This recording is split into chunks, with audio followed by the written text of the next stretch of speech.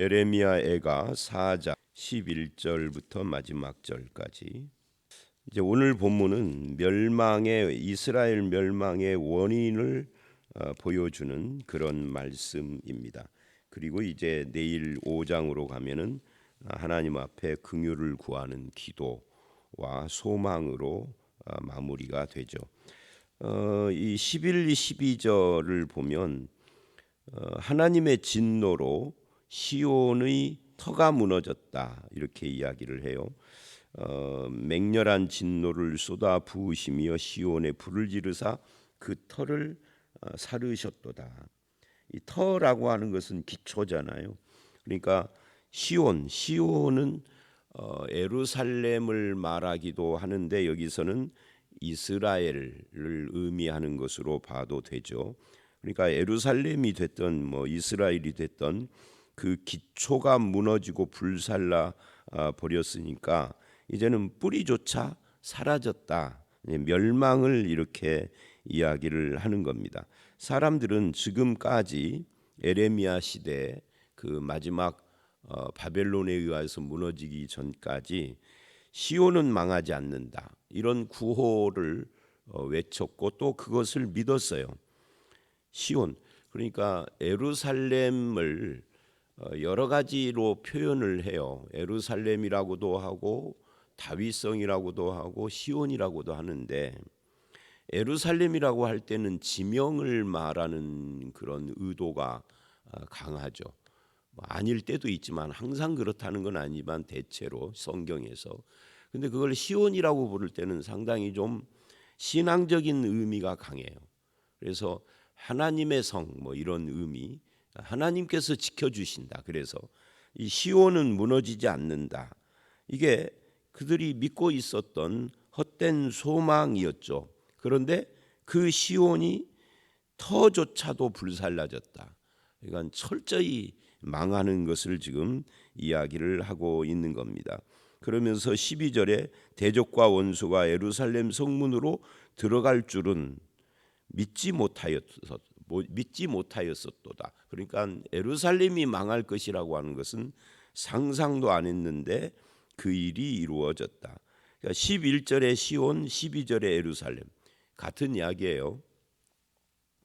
자, 근데 문제는 어째서 절대 무너지지 않을 것이라고 믿었던 시온이 무너졌느냐 하는 거예요. 그렇게 된 이유를 이 본문이 이야기를 하는데 크게 보면은 두 가지 이유 때문이다라고 말할 수 있습니다. 그게 이제 13절서부터 20절까지의 내용입니다. 13절을 보면 이런 이야기를 합니다. 그의 선지자들의 죄들과 제사장들의 죄악들 때문이니. 선지자와 제사장 이들을 한테 묶으면 지도자인 거죠. 그러니까 지도자들의 타락 때문에 이런 일이 일어났다 하는 이야기입니다. 이거를 조금 더 구체적으로 이야기하면 어떤 지도자들이냐라고 할 때에 이 지도자들은 선지자예요. 선지자는 뭐 하는 사람들입니까? 하나님의 말씀을 전하는 사람들입니다. 그러니까 하나님의 말씀을 전하고 가르치고 선포하는 그런 지도자들이 죄를 지었다라고 하는 것은 그게 무슨 죄겠어요? 선지자들의 죄는 다른 죄가 아니에요. 윤리적인 죄 이런 것도 있을 수 있지만 근본적으로는 하나님의 말씀을 혼잡케 하는 죄입니다. 목회자의 타락. 그러니까 예를 들면 우리 목사님은 참 좋은 분이야. 우리 목사님은 참 선해. 우리 목사님은 정말 법 없어도 살 그런 사람이야. 모든 것이 깨끗해. 그 자식들까지도 다. 근데 딱 하나 말씀은 뭘 말하는지를 모르겠어. 그러면 문제가 있는 겁니다. 근데 사람들은 대체로 말씀이야 이렇게 생각을 해요. 제가 기가 막힌 이야기를 들었던 것이 요즘 이야기가 아니라 꽤 오래전에 말씀은 다 같은 거 아니야? 이렇게 그래서 말씀은 다 같은 거다라는 의식을 가지고 그 장로가 한 말인데 그리고 자기 교회 목사를 모셨어요. 새로. 결과적으로는 난리가 났죠. 교회가 완전히 박살이 나버렸어요. 그러니까 선지자들은 그 타락이라고 하는 것이 윤리적인 타락도 있지만 가장 근본적인 것은 말씀을 혼잡케 하는 타락이에요. 말씀의 타락인 거죠. 하나님의 말씀이 분별이 안 돼. 이게 정말 하나님의 말씀인지 지가 갖다 막 붙인 건지 알 수가 없어. 그러면 그것이 가장 큰 타락인 거예요. 그리고 그것이 자기만 타락한 것이 아니라 이스라엘이라고 하는 나라를 멸망시킨 몇 가지 원인 중에 하나란 말이에요. 아주 무서운 것이죠. 이것이 오늘날은 그렇지 않을까요? 오늘날도 똑같은 겁니다. 하나님의 백성이라면 그리고 그들이 또 누구냐면 제사장들입니다. 제사장들은 누구죠? 백성들의 죄와 부정을 깨끗게 해야 할 자들이죠. 다른 말로 하면 하나님과 백성들 사이에 중보 역할을 하는 사람들이 제사장들입니다. 그런데 이 선지자든 제사장들이든 선지자는 말씀을 혼잡케 하고 이 제사장들은 그 부정케 해야 할 자가 자기 스스로 부정한 자가 되어버린 거죠. 그래서 성읍 안에서 그들은 선지자들과 제사장들입니다. 의인들의 피를 흘렸도다. 이 의인들은 누구예요? 의인들이 여럿이 있지만 그 중에는 에레미야도 포함되고 에레미야의 말씀을 따라서 하나님을 바르게 믿으려고 하는 사람들이 의인들인데 저들이 하나님의 말씀을 바르게 믿으려고 하는 것이 이 제사장이나 선지자들에게는 얼마나 가시로운 존재, 정말 부담되는 존재, 저들이 없어야 되는 거예요. 그래서 의인들을 핍박하고 죽이기도 하고 의인들이 말하는 하나님의 말씀을 듣기 싫은 거죠. 저들이 외치는 회개의 소리를 듣기 싫은 거죠. 그래서 죽였다 하는 거예요. 오히려 부정한 자가 되었다. 그래서 14절을 보면 이렇게 이야기를 합니다. 그들이 거리에서 맹인같이 방황하며 그들의 옷들이 피에 더러워졌으므로 그들이 만질 수 없도다. 이 피에 더러워졌다 하는 것은 부정한 자가 됐다 하는 거예요. 부정한 자가 되었고 거리에서 맹인처럼 방황한다. 이 말은 저들이 하나님의 뜻을 모르니까 바른 길을 가지 않는 그런 모습을 이야기를 하는 겁니다. 그래서 결국은 이 지도자들인 말씀 전하는 자와 예배를 인도하는 즉 주도하는 제사장들이 타락을 했다는 것은 말씀의 타락, 예배의 타락 이런 것들을 이야기를 하는 것이다. 결국 오늘날도 그런 일들은 반복되고 있어요. 어느 단체나 가장 중요한 것은 지도자들이죠. 지도자들이 바른 길을 가야 백성들이든 교인들이든 가정의 지도자라고 할 수 있는 가장이 바르게 가야 그 가족들이든 바른 길을 따라가고 사는 길인데 이것이 안 된다라고 하면은 그건 이제 소망이 없는 거죠. 그래서 이스라엘이 멸망했다는 것을 지금 보여주는 겁니다. 그리고 이제 15절을 보면 사람들이 그들에게 외쳐 이르기를 저리 가라 부정하다 저리 가라 만지지 말라 하였으며 그러니까 지금까지 제가 설명했던 내용을 이제 종합하는 거예요. 말씀이 타락한 선지자, 예배가 타락한 제사장, 그래서 둘 다 부정한 자가 돼서 이스라엘은 부정한 자에 대해서 이렇게 하는 거죠. 저리 가라, 만지지 말라, 내 곁에 가까이 오지 말라, 이렇게 이야기를 하게 됐다. 이거는 실제의 사건이라기보다는 부정한 자가 됐다라는 의미인 거예요. 실제 에레미야서나 열왕기하를 보면 실제로는 반대죠. 이 부정한 자들이 백성들이 좋아하는 자들이고 에레미야처럼 말씀을 바르게 전하는 자들은 백성들이 거부하는, 실제는 이게 아닌데 지금 에레미야는 그 자기들이 스스로 옳다라고 생각한 그들이 부정한 자가 됐음을 이렇게 표현을 하는 겁니다. 그래서 하나님의 종들이 마치 한센병, 문둥병 걸린 무슨 환자처럼 취급을 받는 그런 모습이 됐다는 것을 말하고 있는 거예요. 그래서 15절 하반절에 그들이 도망하여 방황할 때 이방인들이 말하기를 그들이 다시는 여기서 살지 못하리라 하였도다. 그러니까 하나님의 백성이든 이방인이든 누구에게도 인정을 받지 못하고 이스라엘 백성이 멸망해서 이제 일부는 포로로 쫓겨가고 죽고 그리고 남은 사람들은 이제 이방 땅으로 흩어져서 방황을 하는데 어디서도 환영을 받지 못하는 그런 존재가 되었음을 말하고 있는 거죠. 16절 13절서부터 16절까지가 이 지도자들의 타락 이야기예요. 16절이 이제 거기에다가 한 가지를 더 덧붙이죠. 그게 뭐냐면 여호와께서 노하여 그들을 흩으시고 다시는 돌보지 아니하시리니 그들이 제사장들을 높이지 아니하였으며 장로들을 대접하지 아니하였음이로. 그러니까 이 모든 것이 하나님께서 그들을 흩으신 것이다. 하나님의 심판이다. 지도자들의 타락의 결과 하나님의 진노를 받은 하나님의 공동체가 됐다. 신약으로 말하면 교회가 됐다 하는 거죠. 그래서 이 하나님의 징계와 심판을 받은 공동체는 어떤 일들이 일어나느냐면 제사장들을 높이지도 않고 장로들을 대접하지도 않고 말하자면 지도자들을 인정하지 않는 홀대하는 그런 모습이 됐다. 이거를 거꾸로 뒤로부터 이야기를 하면 지도자들이 대접도 못 받고 홀대받는 공동체는 하나님께서 그 공동체를 징계하는 거예요.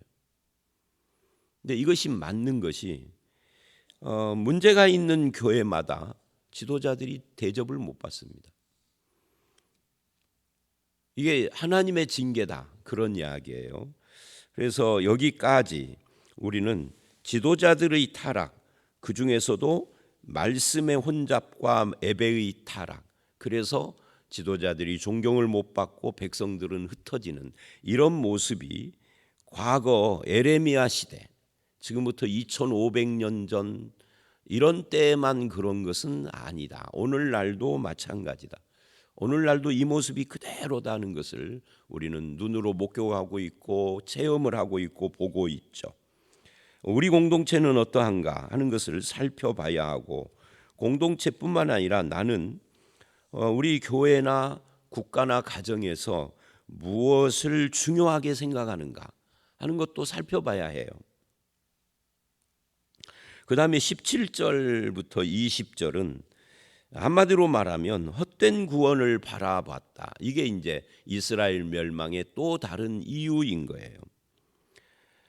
여기 17절 우리가 헛되이 도움을 바라므로 우리의 눈이 상함이여 우리를 구원하지 못할 나라를 바라보고 바라보았도다. 그러니까 헛된 도움을 바랐다 할 때 그 헛된 도움의 대상이 누구냐면 구원하지 못할 나라예요. 에레미야 시대는 그 나라가 어디죠? 애굽입니다. 그러니까 애굽은 사실은 이미 역사 속에서 종이 호랑이로 전락한 지가 오래됐는데 이스라엘은 그건 모르는 겁니다. 그래서 그걸 의지했다. 마치 우리 조선 말에 청나라를 의지하다가 일본에게 청나라가 망하고 러시아를 의지하다가 러시아가 패망을 하고 그죠? 일본에게 패했잖아요. 그래서 이 청일 전쟁, 러일 전쟁의 결과 대한제국이 일본에게 잡아먹힌 거예요. 그냥 뭐 아무 문제가 없었는데 그렇게 된 게 아니라고요. 근데 이제 이 조선 조정에서는 특히 뭐 조정이랄 것도 없이 왕은 의지할 때가 청나라나 러시아밖에 없다고 생각을 했던 거죠. 근데 그거를 지금 성경은 뭐라 그러냐면 구원하지 못할 헛된 도움을 바라봤다. 근데 이스라엘은 그게 애굽이었다는 거죠. 그러면 여기서 이제 우리가 생각을 해야 할 것은 그러면 우리를 진정으로 도와주실 참된 구원은 어디에 있느냐? 답은 정해져 있죠. 하나님이죠. 근데 열왕기 하나 에레미야서를 보면 이스라엘이 다 사방에다 도움을 구해도 딱 하나에다만은 도움을 구하지 않았어요. 그게 뭐죠? 하나님이죠. 에레미야가 그것을 계속 외쳤지만 이스라엘의 왕을 비롯한 지도자들은 절대 하나님께는 구하지 않아요. 그 열왕기나 이사야나 에레미야는 그게 뚜렷하지 않은데 이런 데를 보면서 그 기억에 남는 인물 중에 하나가 히스기야의 아버지 아하스예요. 아하스는 하나님이 선지자를 보내서 네가 나한테 구하면은 내가 너를 구원해 줄게라고 하나님 쪽에서, 사람 쪽에서가 아니라 내가 너를 구원해 줄게, 네가 기도 한마디만 하면 돼, 나에게 구해라고 했는데 아하스의 대답이 나는 구하지 않겠나이다. 그걸 성경을 앞뒤를 모르고 그 부분만 읽으면 야, 아하스가 믿음이 굉장히 좋은가 보다. 믿음이 좋으니까 하나님 내가 꼭 기도해야만 하나님이 나를 구원해 주십니까? 나 기도 안 해도 하나님이 나를 구원해 줄 거야 라고 믿은 것처럼 느껴져요. 근데 뒤를 쭉 읽어보면은 그게 아니라 이게 어리석은 누군가의 도움을 기대했기 때문에, 그게 누구냐면 아수르였죠. 아수르를 의지해서 그래서 이제 그 구하지 않겠다라고 했는데 그 아수르가 내려와 가지고 유다를 구원해 주었지만 결과적으로 북왕국 이스라엘을 잡아먹어 버렸죠. 그래서 이스라엘이 12분의 10이 그냥 사라져 버린 거예요. 그 어리석은 아하스 때문에. 그래서 그런 모습들을 지금 유다도 똑같이 그랬다는 것을, 유다 시절에는 야수르는 나라가 없어져 버렸으니까 애굽을 그렇게 의지를 했는데 헛된 도움이다. 구원하지 못할 나라를 의지했다.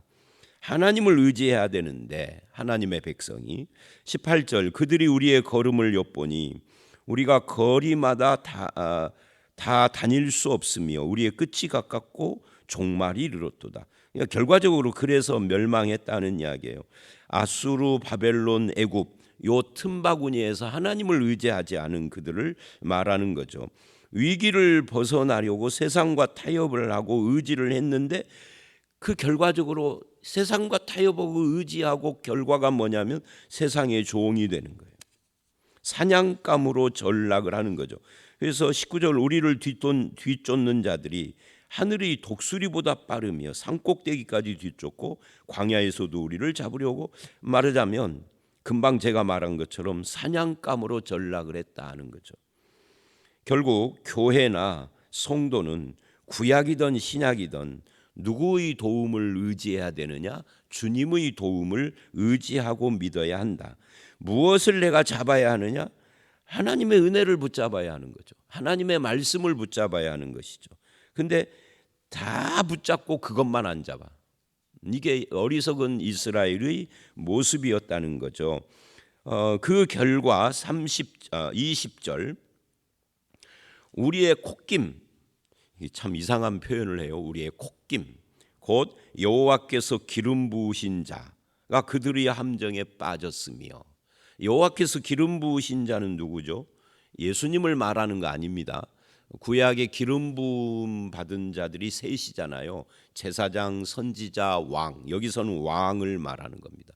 그래서 그 결과 우리의 콧김, 왜 콧김이라고 했는지, 아마 콧김이라는 것이 콧김, 이게 우리의 숨통 뭐 이런 의미를 가지고 있는 것 같아요.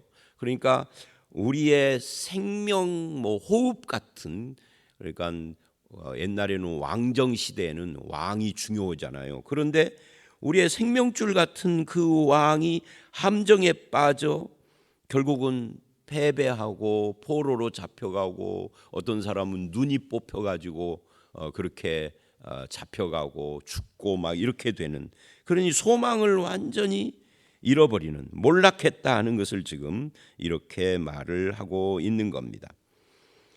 여기까지 이제 21절로 22절 두 절이 남아 있습니다만은 결국은 이 멸망의 원인, 지도자의 타락, 말씀의 타락, 예배의 타락, 그리고 결국은 헛된 구원을 바라보고 의지한 참 구원자이신 하나님만 빼고, 하나님과 하나님의 말씀, 하나님께 하는 예배, 이런 것만 빼고 다른 것을 의지했던 사람들의 결말입니다.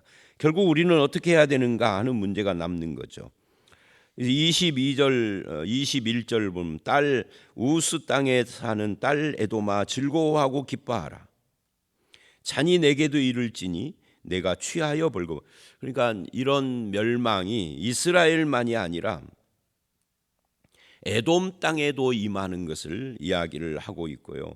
딸 시온아, 내 죄악의 형벌이 다하였으니 주께서 다시는 너를 사로잡혀 가지 아니하게 하시리로다. 이게 무슨 말이냐면, 이게 좋은 뜻으로 하는 말이 아니라 이제 이스라엘이 철저히 망했으니까 또 망할 일이 없는 거죠. 이미 망해버렸으니까.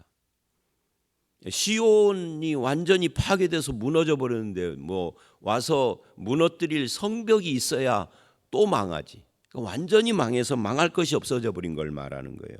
딸 시온아, 주께서 내 죄악을 벌하시며 내 허물을 드러내.